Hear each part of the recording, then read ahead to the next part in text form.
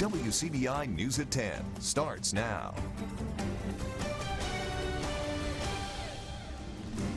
Thank you for joining us tonight at 10. Mississippi is another step closer to a new state flag design to go on November's ballot. The commission has been working with the designer to make some tweaks to many of the originally submitted designs. As Courtney Ann Jackson explains, they narrowed it down to the top 9 today. The commission is charged with finding a flag with strong symbolism while being simplistic enough that a child can recreate it. I think it's something we need to recognize when people see our flag and recognize it immediately that it's Mississippi. Thousands of submissions were narrowed to hundreds and then down to less than a dozen ahead of Friday's meeting. All of the people of Mississippi who have taken a keen interest in what we are doing, especially those 3,000 people who have submitted designs. This is a 9-member commission, but they all agree they've heard a lot of input from community members. The Magnolia is on several of the top designs and has gotten mixed feedback.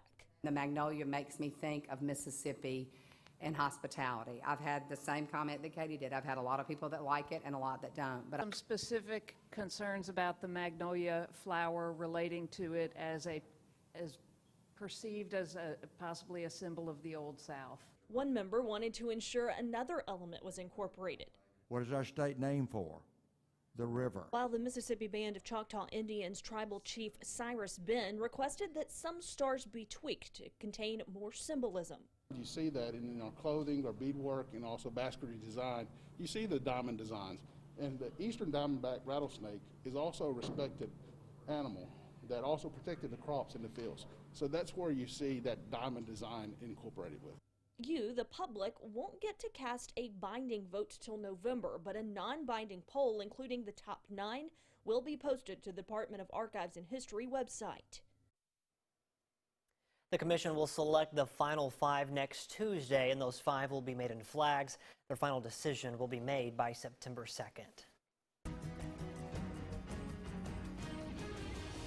An update tonight to a story we first brought you last night at 10. There was an active search for the gunman after a shooting last night at a Columbus hotel. Police say what started out as a night out with a lady friend turned into an argument, gunfire, and a flood. Columbus police, they were called to the courtyard by Marriott about the shooting. Chief Fred Shelton says the alleged gunman was confronted by his girlfriend while he was with another woman, and then an argument ensued. Investigators tell WCBI the suspect fired a shot into the ceiling of the hotel room and the bullet hit a water line. The name of the suspect is not being released at this time, and so far no arrests have been made. A teenager is facing charges in connection to a car theft and a string of car burglaries earlier this week in Lee County.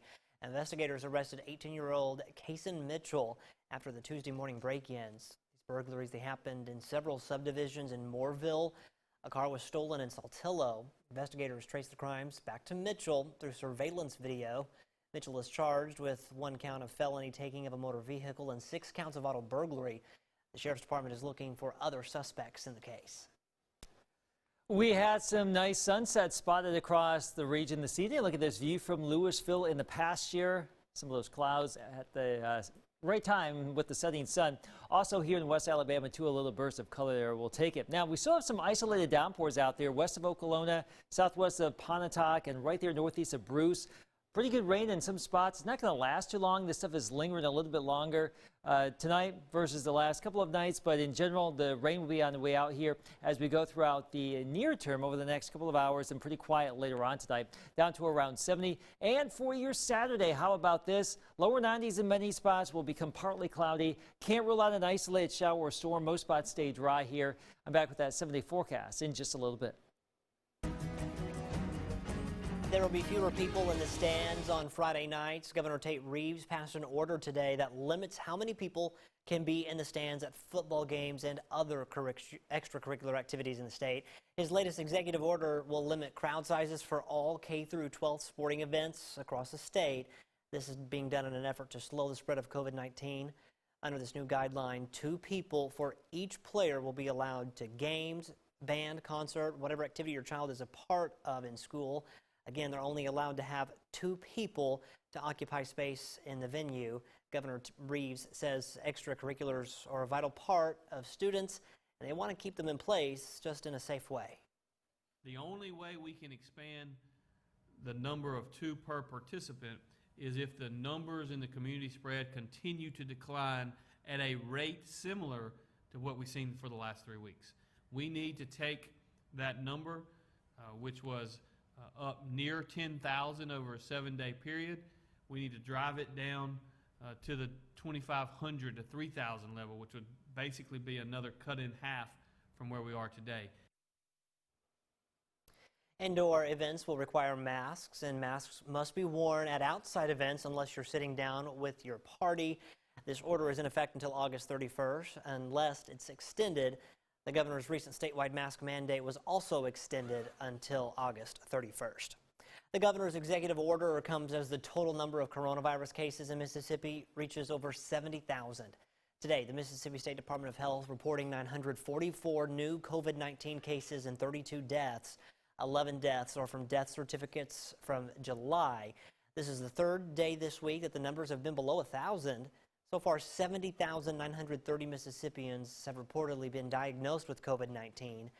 946 people are currently hospitalized with the virus. At least 80 people were signed up today for drive-through testing, this COVID-19 testing. It was in Starkville at the Accuweather County Safe Room by the Mississippi National Guard and the University of Mississippi Medical Center. 20 other people also showed up in their vehicles to be tested. Now, these tests, they were provided free of charge. 3 North Mississippi Economic Development agencies get hundreds of thousands of dollars in CARES Act money.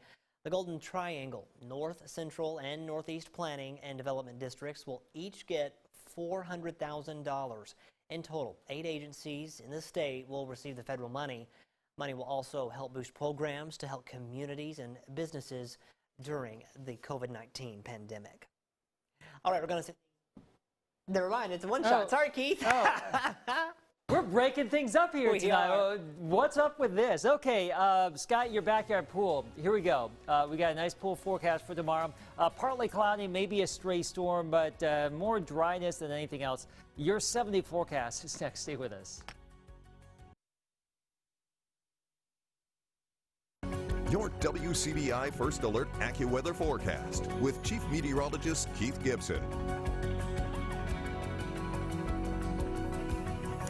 Good to see you this evening. We'll start out with a look at a tornado in Minnesota. Look at this. Hutchinson, Minnesota, the land of 10,000 lakes today. Very busy. Numerous tornadoes and thunderclouds reported. That's just one of them. And look at the map here. Wow. Very strong storms up here in Minnesota today. Now, down here we had our garden variety showers and storms. And as we go throughout the next few days, rain chances lower. Let's check out Bandit. He's our first alert forecast helper tonight. Partly cloudy tomorrow. Maybe an isolated storm. A better chance for a storm or two Sunday. Warm and dry Monday. Humidity lowers here. We're still warm during the day, but the humidity levels over the next couple of days going on down just a little bit. Now, if you look closely, there's a few towering clouds still out there. That was our time lapse from earlier this evening. Great sunset here across the region. Nice burst of color here, and also some crepuscular rays with the setting sun in those clouds. But some of those towering clouds that we still have in place are producing some downpours. One of which a little thunder shower here between Bruce and Pontotoc right here. That is a nice little gully washer. It's not going to last too long, but the rain's probably pretty intense and a little bit of thunder and lightning in that. And a few other blips here all the way over towards Okolona. That's what we have going on. There's a little boundary moving on through, kicking off some of these showers and thunder showers here tonight. A lot of this will fade away over the next few. So I think by midnight, maybe 1 o'clock, all of this should be done. Pretty quiet for the rest of tonight, and then we'll just have a pretty benign start to our Saturday. So let's just go ahead and talk about our planner for Winona tomorrow, and really just about everywhere else. We start out in the low 70s here, upper 80s to around 90, if not 91 or 92. So it should be a pretty decent day overall as we start the weekend with a fair amount of sunshine, some friendly clouds here. But eventually, some of those clouds could bubble on up and produce a shower or storm. Winds from the northwest at about 5 to 10 miles per hour. If you have any outdoor plans, it should be okay overall. Just have a backup plan if one of those brief showers happens to find your location here. But North Mississippi, West Alabama looking fairly good overall. Odds of rain a little bit higher off to our south and east tomorrow. You can see that with our future forecast in the afternoon over here towards Birmingham, Montgomery, closer to Jackson, Meridian Point, south and east. Probably about better chance for some rain. Around here, we can't rule it out, but overall, nothing really to be worried about. That will go away. At least some of those clouds will go away. Sunday morning should be fairly quiet as we start out the weekend, but there's another little boundary moving on through, and yeah, we may see a shower storm yet again here, and then some benign weather as we get into early next week. Quick look at the tropics before the 7-day. Tropical storm Kyle formed off the east coast today. That is quickly racing out to sea. And Tropical Storm Josephine is still out here in the Atlantic. Both of those systems look like they will be staying here in the open Atlantic. No threat to the United States and definitely no threat to us. We'll keep watching the Gulf and the Atlantic as the season continues. For your 7 days, the next 7 days here, low 90s through the weekend into early next week. Humidity going down a bit, so that should get lows into the 60s as we go through time here. So that's a nice little change of pace. A few more scattered showers and storms by next Thursday and Friday. There are many ways we can try to keep our immune system strong. We get some advice from healthcare professionals when we come back. You're watching WCBI News at 10 with Scott Martin. Welcome back, everyone. As research and work continues on for a vaccine for the coronavirus, people are still looking for ways to stay healthy. They won't prevent you from getting sick, but vitamins can boost your immune system. Our Stephanie Poole shares some advice from medical experts. Vitamin C, vitamin D, and zinc. That all boost immune support. Erin Taylor is a nurse at Allegro Family Clinic in Columbus. She says vitamins carry a good source of essential nutrients. Some are antioxidants and some have anti-inflammatory factors, and so both of those work well. And if you're washing your hands and continuing to social distance and wear a mask, that together puts you at prime opportunity to hopefully ward off any infection or viruses that come about. Like Taylor, Joel Patterson at Curry's Family Care Pharmacy in Aberdeen says he recommends supplements to people who are more vulnerable. 1 zinc a day is proven to, it's necessary to build immune cells. And they actually estimate that 30% of elderly are deficient in zinc. So it's a good idea to go ahead and get that boosted up. Patterson says most of these vitamins don't need a doctor prescription, so you can just grab them right off the shelf.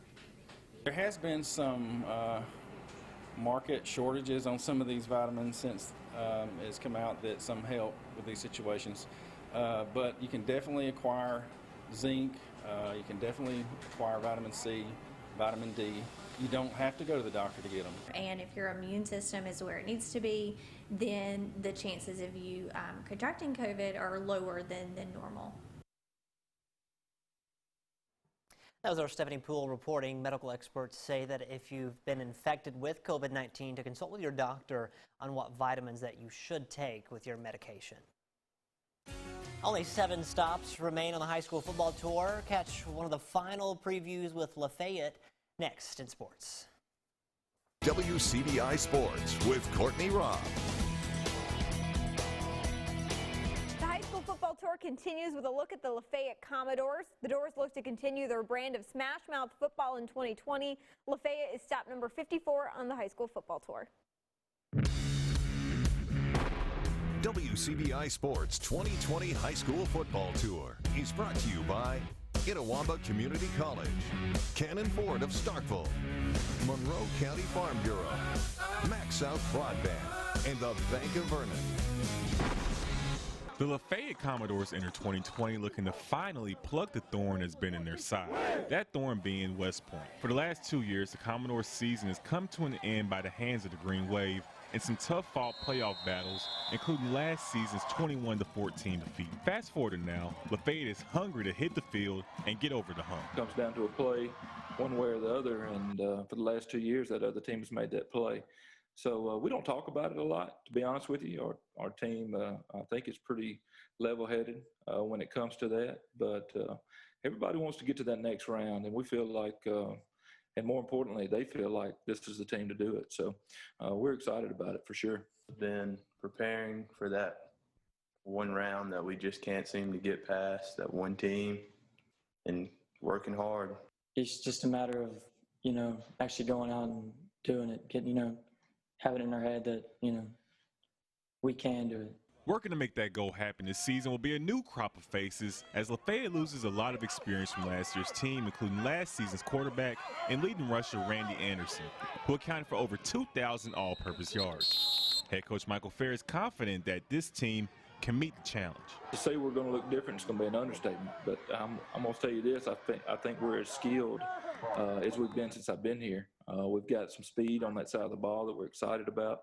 We're going to look different, but I think we're going to score some points, and that's what it's all about. So we've got some guys in key spots that have experience that are coming back, and we'll be leaning on those guys early. Despite the turnover, expect the Commodores to continue playing their gritty, hard-nosed brand of football, a style of play you can expect from Lafayette year in and year out. Anytime you play the county, you know you're supposed to see good defense. You're supposed to see some physical running of the football, and that's kind of what Lafayette's been long before I got here, and that's just kind of the blue-collar mentality this place is. And to be honest with you, we expect the same this year. We're going to hold these guys to a really high standard, one that we're going to push them every day to meet, and go from there. We're the county. It's what we're known as. Come from some hardworking families and kids that, you know, want to hit somebody when they get on the football field. The county kicks off the season on the road against Horn Lake September 4th. With Lafayette on the high school football tour, Chris Bolton, WCBI Sports. WCBI Sports 2020 High School Football Tour with Lafayette High School is brought to you by Allen Samuels Chrysler, Dodge, Jeep, Ram of Oxford. Just a few more stops to go on the high school football tour because the high school football season is coming up relatively soon, especially if you're a private school. We'll continue on with the tour with stop number 55 with Oxford on Saturday, checking with the 6A state title holders before we go into Sunday for stop number 56 with the Saltillo Tigers. Getting into more action on Monday. We'll kick off your week with stop number 57, the West Point Green Wave. Stop number 58 on Tuesday checks in with the Tupelo Golden Wave. Stop number 59 on Wednesday checks in with Starkville before we get to our final stop number 60 with Columbus on Thursday. For all those stops you may have missed along the way, you can always go visit our website at WCBI.com. That's it for sports. More for you when we come back. Everyone is going back to an actual classroom for school this year. A lot of kids are doing it virtually from home, and that can make it hard to focus. Let's look at how you can use tech to help your kids learn better from home. I'm Emily Gasulo, and this is Tech Fight.